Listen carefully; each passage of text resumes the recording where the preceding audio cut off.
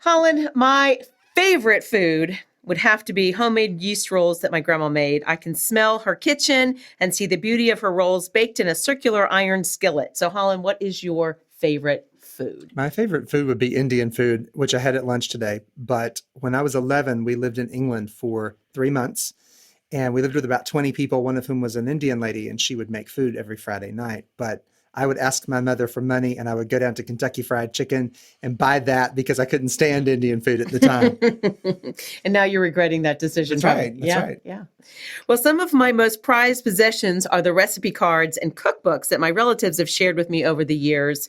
I have recipes of comfort foods like my grandmother's ham loaf, oatmeal cookies with white raisins from my mom, and my dad's classic award-winning black walnut fudge. I can still hear my grandma reminding me that you can always add salt, but you can't take it out. So just put in a pinch. Words about cooking are so important, and many of the words I have read and heard have helped shape my understanding and experiences with food.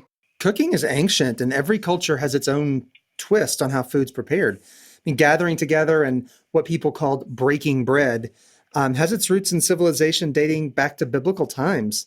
Sitting around the table sharing stories while eating is a key element in oral history development and building community.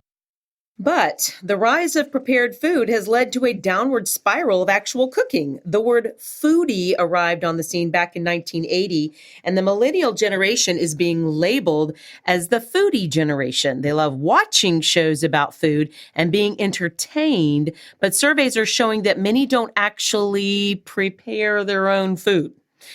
Now, not picking on any group because many of us have fallen into that category. A USA Today in 2017 said that information. But what can we do to excite and re-energize cooking? How do words captivate and create more of a culinary appetite? To help us understand the power of words and cooking, we have Chef Jon Malick and author Victoria Duerstock joining us today. Hi, I'm Holland Webb. Hi, I'm Amy Boland. And you're listening to The Afterword, a conversation about the future of words. Chef Jon Malick is a food and beverage consultant, a writer, a digital marketer, and a cyclist. He is the chef at The Loft in Greenville, South Carolina, the owner of Tin Roof Farm, and has been featured in a host of publications. He's received a nomination from the James Beard Society for Best Chef in the Southeast. And while food and beverage director of Cascades Verde Retirement Community, he wrote and published his novel, Donuts for Amy, which he did not bring donuts for Amy tonight. No, I don't have any donuts here tonight. But John, what's keeping you busy? Well, you just said what's keeping me busy. What's keeping me busy? Life on a farm, professional chef's life. We just came off of Euphoria weekend last week, and the next weekend is fall for Greenville, and I'm taking part in that. Being a chef is quite an occupation. It's all-consuming. Likewise, when you decide to have a farm and all these animals, that's also quite consuming. So the back and forth of all that, I still manage to have a little bit of time to get on my bike a couple times a week. So yeah, that keeps me busy. Good for you. Awesome. Yeah.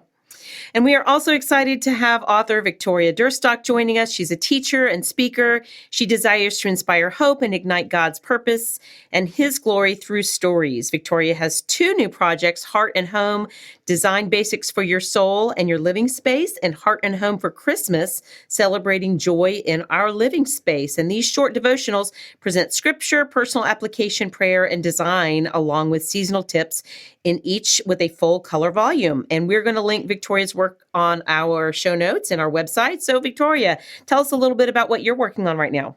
Well, it's so great to be here with y'all today. Thank you so much for having me. Heart and Home for Christmas just released on the 17th of September. And so we're super excited that the 100-day lead up to Christmas is our opportunity to really kind of dig in and talk about all the different wonderful things that happen at Christmas time, including the sights and the sounds, the smells, and even the tastes of Christmas.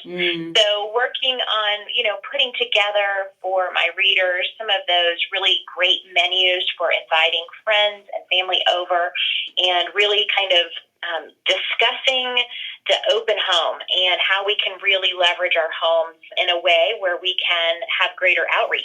So cooking is a very important part of that process.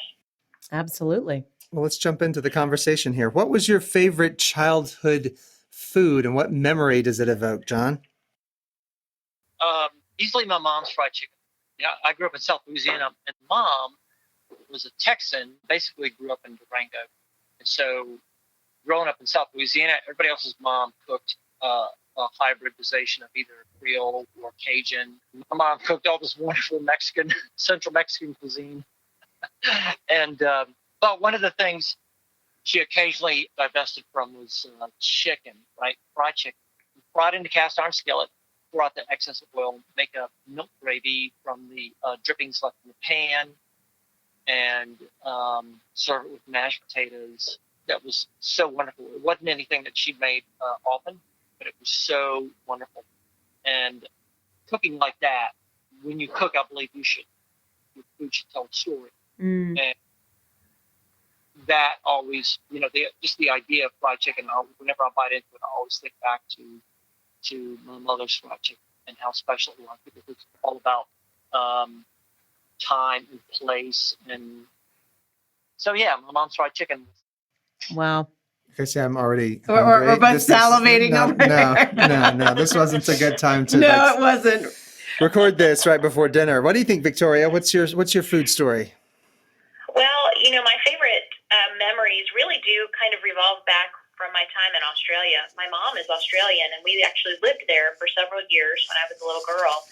And so some of my favorite meals, were leg of lamb and mint jelly, and even pavlova, which is like a meringue base with all kinds of different fruit, including kiwi, and then kind of a whipped cream topping. Some of that is my favorite memories because it's unusual, and you just don't get to have those items anymore. Well, that would definitely be unusual. I don't know if anyone would ever say, yes, my favorite cuisine comes from Australia. I love that. So, Victoria, what do you say to the person who says, I can't cook, I don't like cooking? What might be some small steps that person could take toward creating their own dishes? Well, I would tend to think that person probably is afraid of making mistakes. And cooking a lot of times involves making mistakes. You're going to kind of learn along the way why it was important to only put a tablespoon of baking powder in versus, 2 cups. So you're going to learn a lot from the mistakes as you go, and sometimes those are the most fun to make. But I would say just, don't be afraid to try making pastas and even breakfast. Start easy with some eggs and pancakes. Those are the things I think that I would jump in and encourage someone to start with. I've tried to do the same thing with my family and train the kids so that they can at least feed themselves when they're out on their own one day and they won't starve. Excellent. How about you, Jon? As long as my son has access to cheese and milk and flour and noodles, he's going to make macaroni and cheese, so he's not going to starve. Yeah. So what would I say to somebody that is afraid of cooking or doesn't want to cook, or I would say that's great because the restaurant is open 7 days a week.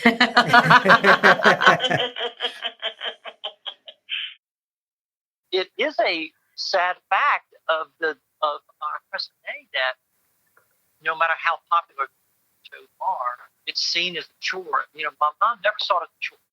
So what would I say to somebody that frustrated with cooking or has given up on it? I would want to know why do they want to cook. If somebody comes up to me and says, I'd like to know how to cook, but I'm always screwing things up, I would encourage them to start small and keep it simple. Once you can master 3 or 4 dishes, like a simple pasta dish, then you can go from there. Perfect. Start simple is the way to learn anything, isn't it? Yeah, absolutely. So my son is a cook. He didn't want to be a cook, but the Army said you can be a cook or you can not join. So he said he'd be a cook. And he was telling me that he did 2 months of training in Virginia. And he said one of the guys who was cooking with him, when they told him to start stirring the soup, he didn't understand you were supposed to pick up a spoon and he was stirring the soup with his hands. And I said, what happened to him? And he said, oh, they sent him to cook. They sent him to cook at Fort Leavenworth in Kansas, where they have the military prison. Oh, my. I said, was he doing this like to try to get out of it or something? He said, no, he was just that dumb. Oh. Oh, my.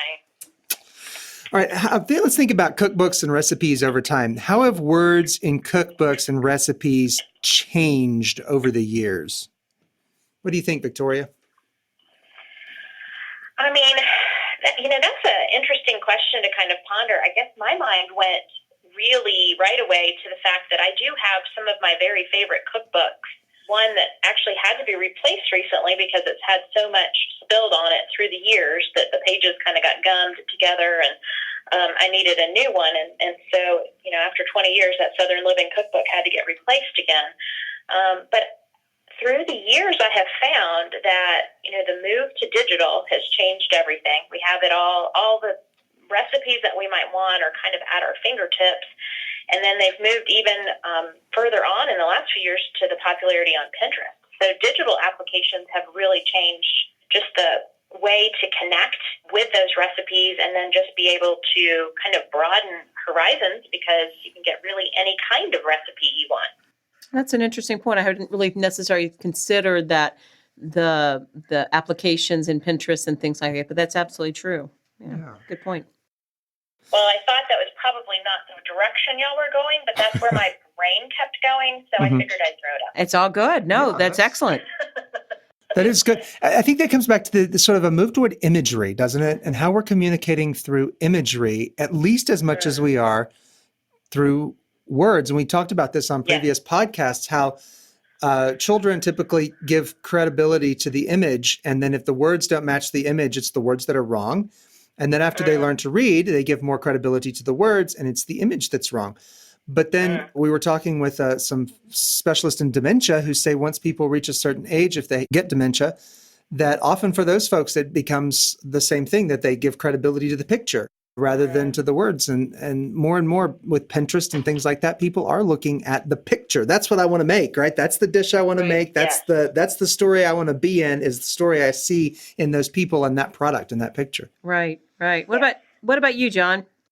So one of my favorite cookbooks is Duncan Hines. I've got one of his books from 1937, and he was a real person. He was more of a bon vivant. He was not a restaurateur. He was a writer of all things American cuisine in the early 30s. And cookbooks back then assumed that the reader was a knowledgeable cook. The directions back then, 100 or 200 years ago, were take a knob of butter, chop an onion, use a good amount of flour, and colloquial terms like that. Right. So about, let's say the late 1980s or so, things got really precise. One of my favorite professional books is Tom Keller's book, right? The French Laundry. Okay. And it's incredibly precise, right? But I love it. I love his book. And in the past, I've cooked out of it.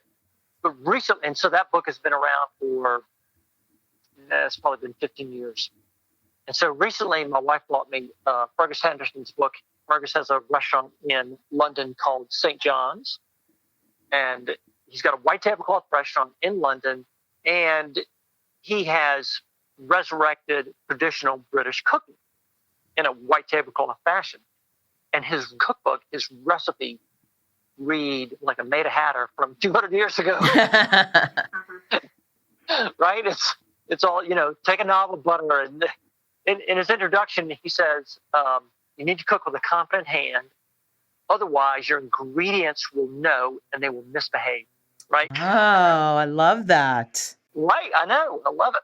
What a great use of words and imagery. Mm-hmm. And so let's forget about all the celebrity cookbooks because they all pretty much rehash the same 40 recipes. Sure. Right. But the really fascinating cookbooks have a way of returning to recipes that require a competent hand. they're not complicated, but they do ask you to have some basic skills, some understanding, and a desire to want to do something special. Wow, I love that. So it sounds like in something like that, you would need some prior knowledge, a little bit of a base stepping in. And I think that's fascinating about misbehaving ingredients. And I wonder too, and we didn't really put this in, but it just came to me, this question. What are some ingredients now that maybe some of these things are coming back into vogue? What are some ingredients, and you touched a little bit on this, Victoria, that might be more difficult to find for some of those, older recipes? Victoria or Jon, I'll let you, either one of you, step in on that one. I think there are certain times when there's certain spices, especially some of Mom's recipes, that would have been based in Australia because that's where she grew up. Being here in the United States, certain spices aren't always readily available, or they're not necessarily fresh. You need to go find a place that actually serves the fresh spices. So I think that's kind of where my mind went to instantly as you mentioned that. There are less processed foods in the older things that maybe used mixes or things today, where you would combine and use a baking mix for something. Now you would really need to go back and just pull that back to its basics and create the flour and the baking soda and the salt in order to get the combo that a baking mix would provide. So some of the shortcuts, I think, that we have currently available, not everyone would know how to go back and put that together from scratch. Excellent point. What about you, Jon? Well, in my experience, I think the farmers markets have been great for the farmers, right? Sure. and then and B, the dining public. We have 4 very vibrant markets here in the surrounding area, and they've become more gathering places. Mm-hmm. Right? And so now we've got people going out and really being fussy about their ingredients, maybe not necessarily about their technique, and they're keeping their technique simple, but they're really fussy and interested in their ingredients. Where did it come from? How was it grown? Where was it grown? And what's great about that is now you've got farmers showing up to the market with 40 different types of peppers or 60 different types of tomatoes or whatever, right? And to me, it's wonderful. That's not actually creating a resurgence in cooking. People are still eating out like 4 nights a week, but it has created a resurgence in biodiversity. Awesome. And I think we're going to talk a little bit more about this in our second part as well. But I love that. I know one of the things that when I look at some of my grandma's recipes and some of the older ones, it would call for a number 10 can of whatever. Have you seen recipes that call for cans with numbers? Yeah, that's a 10 is a big can. A 10 is like half gallon. Right. So it was interesting. So if you were to read that type of recipe and cookbook now, you'd have to do some research because you don't know what a number 12 can or a number 10 can or whatever, because that would have come from, back in the 20s and 30s. When you were talking about spices, Victoria, it reminded me that when I lived in Guatemala, Guatemala grows cardamom. In fact, most of the cardamom sold in the U.S. comes from Guatemala, but we couldn't buy it there. Oh. We couldn't buy it in the spice shops. You couldn't buy it in the markets. You couldn't buy it in the grocery stores. It was all sold as a cash crop. There was even a spice shop in our town that they didn't sell anything but spices, and they sold all kinds of spices that they had imported from around the world. And I would ask for cardamom, and they'd say no. So I'd have to come back to the U.S., buy Guatemalan cardamom, and schlep it back with me in order to make Indian food. So That's crazy. It is. There are weird stories that come up around these ingredients, and they mean more than just, hey, I need that, let me stick it in this dish. I mean, how you get it, how it gets to us, and why it gets to us, and why it gets to us and not to other people. There's something interesting going on there. Absolutely. I would love to have each of you kind of give an essential element about our cooking stories. You've tapped into them a little bit, especially Jon, as you were talking about stories from your mom and Victoria also. But what is an essential element that our cooking stories do as we share them? Well, I'll go ahead and start if that's okay. I think that the important part of the story is just how they connect us with other people. It's so fun to just sit and share stories, just like even we're doing right now, of either memories around a certain food or a spice, or, hey, I made this the other day and it was really great, or when you have a community of people that come through the house and say, oh, this was awesome, can I have the recipe? And then you can kind of tell the story of where it came from. They just connect us with each other, and I think that that's what really people today are looking for, is that connectivity to one another, because the more technology literate we become, we are finding, though, that we still miss that human interaction. Excellent. How about you, Jon? My wife and I had a restaurant here in Greenville for almost 10 years, and I still have people come up to me and say, oh, we used to love your restaurant, and especially that it meant a particular dish meant a lot to a particular diner because they were celebrating, or they were in town for a visit, or they were with my friends, and there was something about that particular dish that sparked a memory and interest, and they remember it. They come up to me here 15 years later and they say, oh my gosh, I remember that time that you made this thing, this whatever it was, a dessert, appetizer, or whatever. So when we cook on a high level, your cooking should tell a story. Who you are, where you're from, why is this dish important? What is it about this dish that is important to you, and why do you want it to be special? What do you want the customer to feel when they bite into it, when they taste it? I love that. I'm hearing just this idea of memory and story, and that food is a way of connecting to our history. It bridges cultures. We can learn creative avenues to share with others. Jon, I really appreciated the idea of, in order to cook well, you must know your why and have a confident hand. And I think those are just really important takeaways when we think about not everybody is going to be that master chef. They may not write the cookbook. They may not have that background knowledge to be able to just have a pound of this and a pound of that, and all of a sudden you've got something. So I appreciate your insight into that. So thank you to Chef Jon Malick and Victoria Duerstock. And we're going to connect your information to our show notes and our website so everyone can kind of know how to get a hold of you and what you're doing. But we would love for everyone to continue with us next week as we talk about cooking stories and words that impact our lives. Please leave us a review, rate us on iTunes, and become a subscriber to the AfterwordPodcast.com. And as always, you are welcome at our table.